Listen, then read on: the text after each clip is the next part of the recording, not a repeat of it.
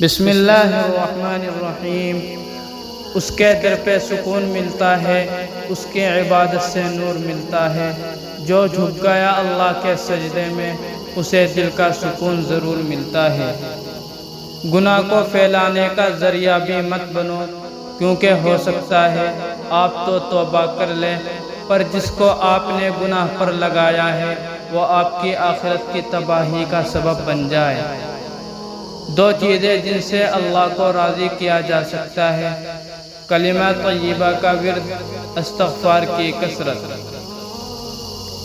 کوئی رابطہ نہیں دعا کے سوا، کوئی سنتا نہیں اللہ کے سوا۔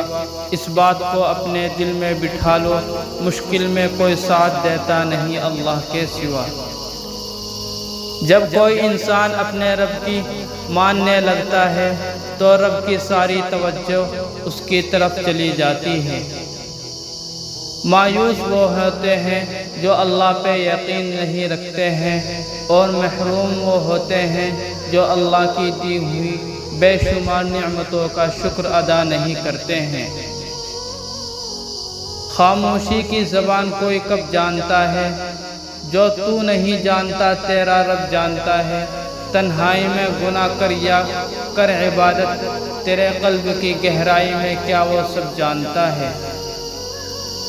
تم کرتے وہ ہو جو تم چاہتے ہو، لیکن ہوتا وہی ہے جو میں چاہتا ہوں۔ تم وہ کرو جو میں چاہتا ہوں، پھر وہی ہوگا جو تم چاہتے ہو۔ اللہ کا ذکر اپنے ہاتھ کی انگلیوں پہ کیا کرو، کیونکہ جب آپ اپنی قبر کے اندھیرے میں رہو گے تو یہ انگلیاں روشنی کا کام کریں گی۔ انسان کا نقصان مال اور جان کا چلا جانا نہیں، بلکہ انسان کا سب سے بڑا نقصان نماز کا چھوٹ جانا ہے۔ سچائی اور نیکی کا راستہ دشوار ضرور ہے، لیکن منزل بہت خوبصورت۔ برائی کا راستہ بہت آسان سہی، لیکن منزل تباہی ہے۔ اللہ تعالیٰ کو سب جگہوں سے زیادہ محبوب مسجد ہے، اور سب سے زیادہ ناپسندیدہ جگہ بازار ہے۔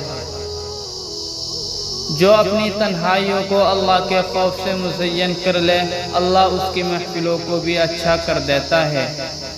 اللہ سے جب کچھ مانگو تو اللہ کو ہی مانگو، کیونکہ جب اللہ تمہارا ہے تو سب کچھ تمہارا ہے۔ وہ شخص اپنے آپ پر بہت ظلم کرتا ہے جو پورے دن میں ایک بار بھی استغفار نہیں کرتا ہے۔